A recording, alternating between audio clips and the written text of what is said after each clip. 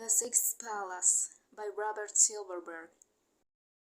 There was the treasure, and there was the guardian of the treasure, and there were the widening bones of those who had tried in vain to make the treasure their own. Even the bones had taken on a kind of beauty, lying out there by the gate of the treasure vault, under the blazing arch of heavens. The treasure itself lent beauty to everything near it, even the scattered bones, even the grim guardian. The home of the treasure was a small world that belonged to Red Pulsar, hardly more than moon-size really, with no atmosphere to speak of. A silent, dead little world that spun through darkness a billion miles from school and primary. A wayfarer had stopped there once. Where from, where bound, no one knew. He had established a cache there, and there it lay, changeless and eternal. Treasure beyond belief, presided over by the faithless metal man who waited with metal patience for his master's return.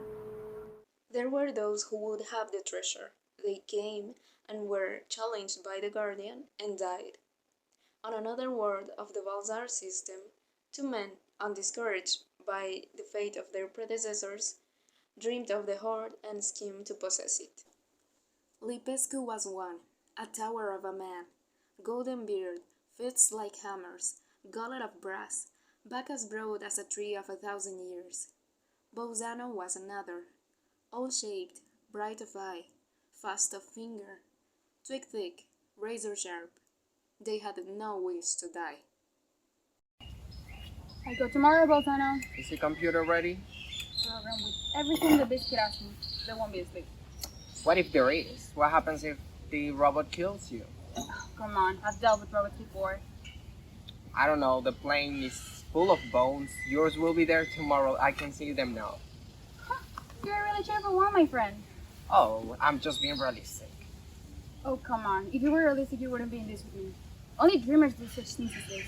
Well, You won't back out, won't you? no, I want you, idiot.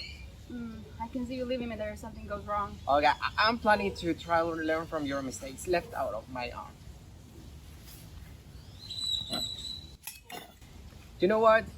Let's cheers to success And to the treasure. and to live forever with that treasure. For both of us. Perhaps, perhaps. Bolzano had his doubts. He knew Lupescu was right, yet the risks were great. Bolzano wondered which he preferred, that Lupescu should gain the treasure in his attempt, thus assuring Bolzano of a share without risk, or that Lupescu should die, forcing Bolzano to venture his own life. Which was better, a third of the treasure without hazard, or the whole thing for the highest stake? Bolzano was good enough gambler to know the right answer to that, yet there was more to it.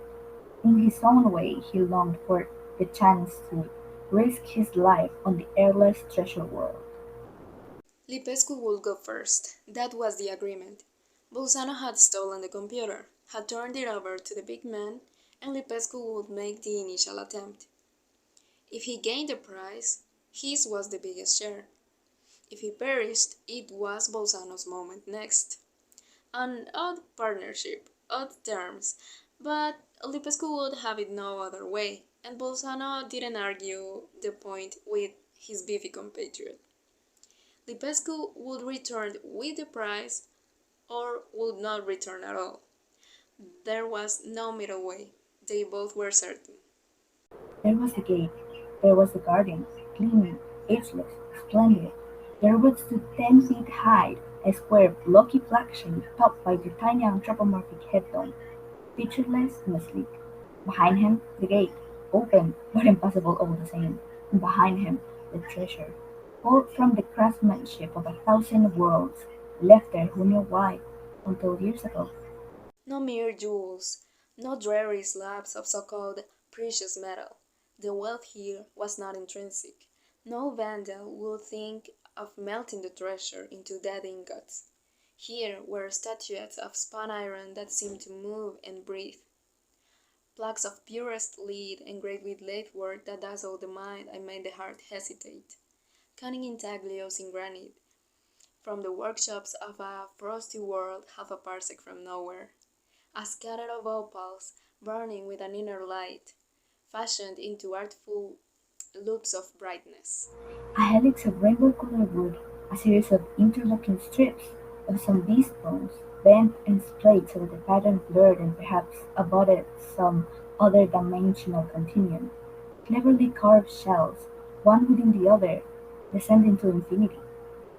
Burnished leaves of nameless trees, polished pebbles from unknown beaches, a decent view of wonders, covering some 50 square yards, sprawled out behind the gate in stunning profusion. Rough men, unschooled in the tenets of aesthetics, had given their lives to possess the treasure. It took no fancy knowledge to realize the wealth of it, to know that collectors strung from galaxy to galaxy would fight with bare fangs to claim their share. Cold bars did not a treasure make, but these things, beyond duplication, almost beyond price. Dawn came. The silvery moons fell from the sky and the red sun splashed across the heaven. Bolzano allowed himself the luxury of an hour's sleep after spending an uneasy night thinking about the treasure, and then it was time to begin. As a precautionary measure, they left the ship in a parking orbit 3 miles above the airless world. Past reports were unreliable, and there was no telling how far the robot guardian's power extended. If Lipescu were successful, Bolzano could descend and get him and the treasure. If Lipescu failed, Bolzano would land and make his own attempt. The man looked even bigger, encased in his suit and the outer casement of a draft shaft. Against his massive chest he wore the computer, an extra brain as slovenly craft as any object in the treasure hoard. The Guardian would ask him questions, and the computer would help him answer, and Bolzano would listen. If Lipescu erred, possibly his partner could benefit by knowledge of error and succeed. Can you hear me? Perfectly, keep going. What's the hurry? You here to see me die? Are you that lacking in confidence? Do you want me to go first? Listen carefully. If I die, I don't want it to be in vain. What would it matter to you? Is life that valuable? Can't I take a risk? Oh, for my benefit? For mine. I'll be coming back. Go then, the robot is waiting. Lipescu walked to the lock. A moment later, he was through and gliding downward. A one-man spaceship, jets flaring beneath his feet. Bolzano settled by the scanner to watch.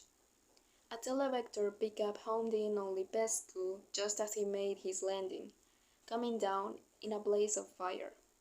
The treasure and its guardian lay about a mile away. Lipescu rid himself of the drop-shaft, stepping with giant bounds toward the waiting guardian. The elevator pickup provided full fidelity. It was useful for Bolzano's purposes and useful too for Lupescu's vanity, for the big man wanted his every move taped for prosperity. It was interesting to see Lipescu dwarfed by the Guardian. The black, faceless robot, squat and motionless, topped the big man by better than 3 feet.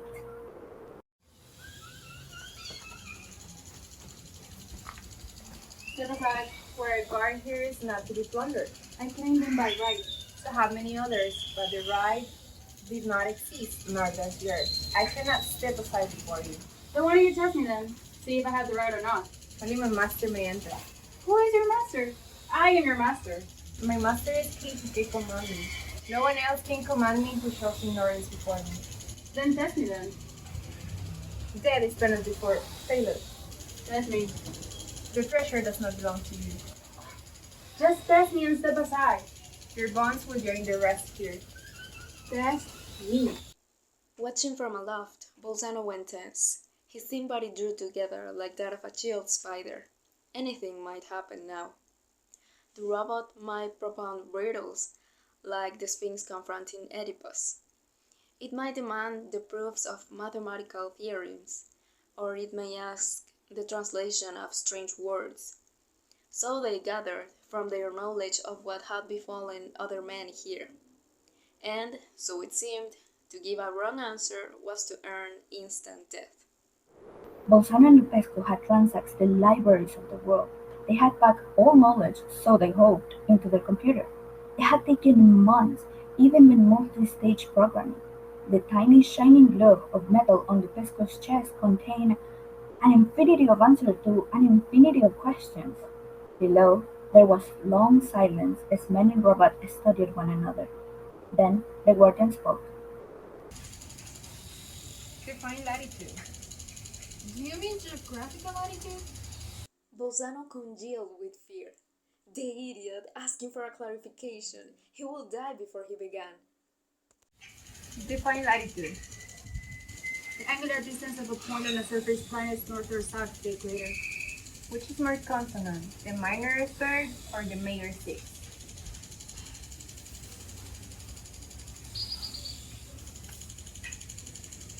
The minor third. Which are the prime numbers between 5,000 and 7,000? Bolzano smiled as Lipescu handled the question with ease. So far, so good. The robot had stuck to strictly factual questions, schoolbook stuff, posing no real problem to Lipescu. And after the initial hesitation, Lipescu had seemed to grow in confidence from moment to moment. Bolzano then squinted at the scanner, looking beyond the robot, through the open gate, to the helter-skelter pile of treasures. He wondered which would fall to his lot when he and Lipescu divided them. 2/3 for Lipescu, the rest for him. Name the 7 tragic gods of Pelícora. Domipar, Helianis, Set, and Harxitan. The name of the 14 zodiac signs as in as Mortine. The serpent, the leaf, the waterfall, the blood. Where is a periphyll? The stack of an individual flower of inflorescence. What did the flower cry in the third canto of Sumner's Vehicle? I ache, I sob, I whimper, I die. And so it went, question after question. The robot was not content with the legendary three questions of mythology. It asked a dozen, and then asked more. Lupescu answered perfectly, prompted by the murmuring of the peerless compendium of knowledge strapped to his chest. Bolzano kept careful count. The big man had dealt magnificently with 17 questions. When would the robot concede defeat? When would it end its grim quest and step aside? It asked an 18th question, pathetically easy. All it wanted was an exposition of the Pythagorean theorem. Lipescu did not even need the computer for that. He answered, briefly, concisely, correctly. Bolzano was proud of his burly partner. Then, the robot struck Lipescu dead. It happened in the flickering of an eyelid. Lupescu's voice had ceased, and he stood there, ready for the next question. But the next question did not come. Rather, a panel in the robot's vaulted belly slid open, and something bright and sinuous lashed out, uncoiling over the 10 feet or so that separated Guardian from Challenger, and sliced Lupescu in half. The bright something slid back out of sight. Lupescu's trunk toppled to one side. His massive legs remained sturdy planted for a moment, and then they crumbled, and the space-suited leg kicked once, and all was still. Stunned, Bolzano trembled in the loneliness of the cabin. What had gone wrong? Lipescu had given the proper answer to every question, and yet the robot had slain him. Why? Could the big man possibly have misphrased Pythagoras? No, Bolzano had listened. The answer had been flawless, as had the 17 that preceded it. Seemingly, the robot had lost patience with the game then. The robot had cheated, arbitrarily, maliciously. It had lashed out at Lipescu, punishing him for the correct answer. Did robots cheat, Bolzano wondered? Could they act in malicious spite? No robot he knew was capable of such actions, but this robot was unlike all others. For a while Bolzano remained huddled in the cabin. The temptation was strong to blast free of orbit and head home, treasureless but alive. Yet the treasure called to him. Some suicidal impulse drove him on. Siren-like, the robot drew him downward. There had to be a way to make the robot yield, Bolzano thought, as he guided his small ship down the broad, barren plain. Using the computer had been a good idea, whose only defect was that it hadn't worked. It appeared that in the past, men had died when they finally gave a wrong answer after a series of right ones. Lipescu had given no wrong answers. though he also had died. Bolzano wondered what method would work. The German idea formed in him as he walked doggedly on. He was, he knew, condemned to death by his own greed. Only extreme agility of mind would save him from sharing Lupescu's fate. Ordinary intelligence would not work, Odyssean cleverness was the only salvation. Bolzano approached the robot. Bones lay everywhere. Lipescu watered in his own blood. Against that vast, dead chest lay the computer, Bolzano knew, but he shrank from reaching for it. He would do without it. He looked away, unwilling to let the sight of Lipescu's severed body interfere with the coolness of his thoughts. He collected his courage.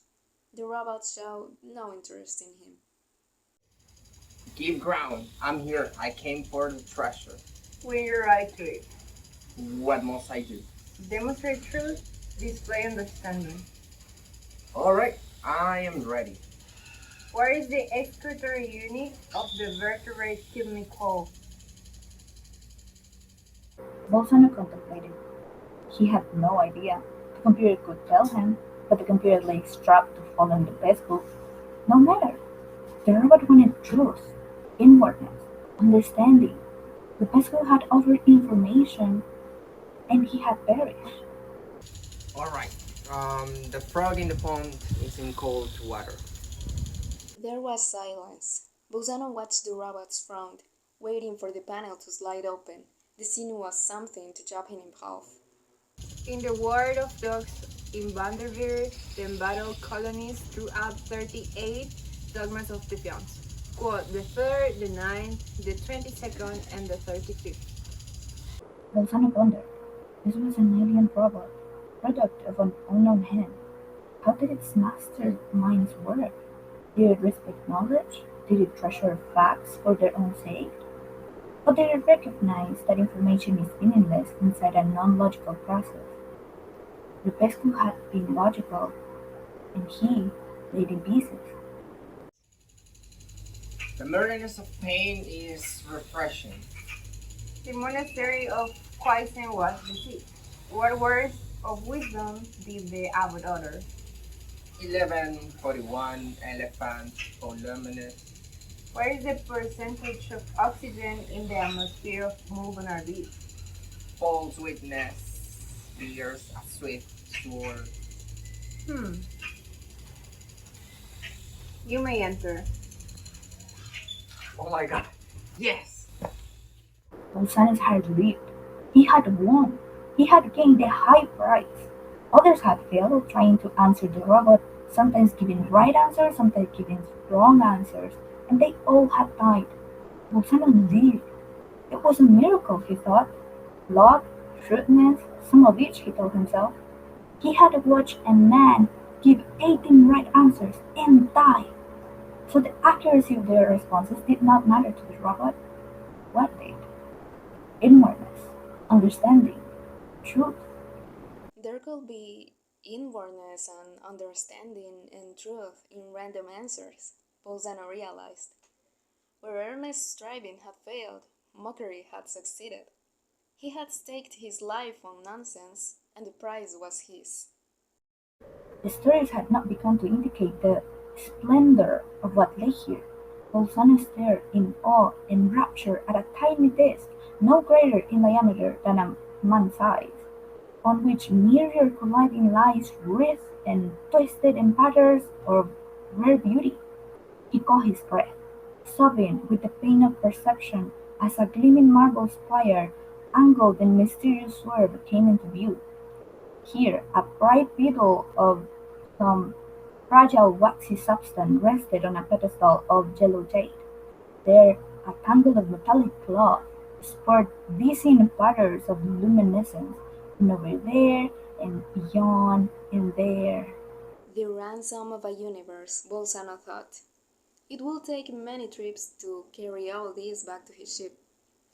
Perhaps it would be better to bring the ship to the Horde?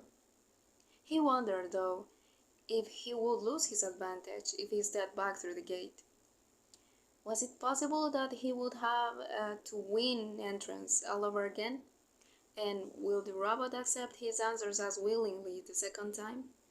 It was something he would have to chance, Bolsonaro decided. His nimble mind worked out a plan. He would select a dozen or two of the finest treasures, as much as he could carry, and take them back to the ship.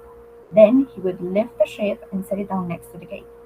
If the robot raised objections about his entering, Bolsonaro would simply depart, taking what he had already secured.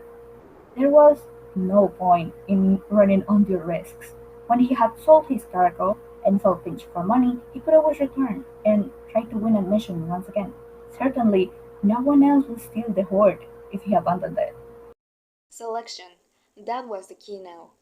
Crouching, Bolzano peeked through the treasure, choosing for portability and easy marketability. The marble spire? Too big. But the coiling disc? Yes, certainly. And the beetle, of course. And this small statuette of dull hue. And the cameos showing scenes no human eye had ever beheld. And this, and this, and this. His pulse raced, his heart thundered. He saw himself traveling from world to world, lending his wares. Collectors, museums, governments would compete with one another to have these prizes.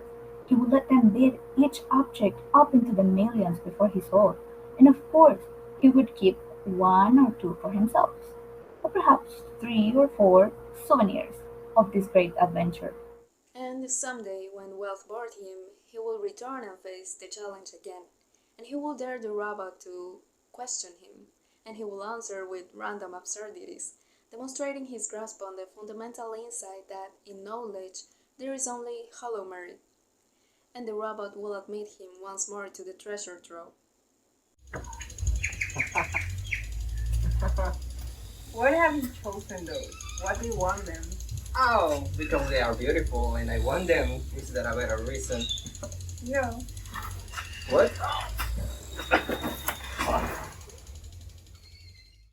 The robot replied. The panel slid open in its ponderous black chest.